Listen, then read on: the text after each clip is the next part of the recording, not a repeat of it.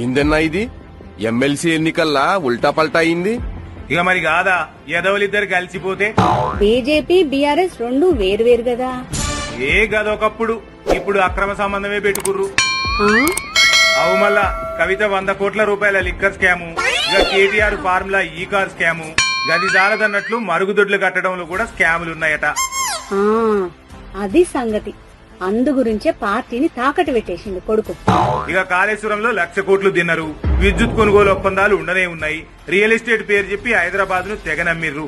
ఈ స్కామ్లన్నీ బయటకు వస్తాయని ఇక వాళ్ళు పక్కలో పనుకుంటూ పోయిర్రు. మరి బీజేపీ వాళ్ళు ఒప్పుకున్నారా?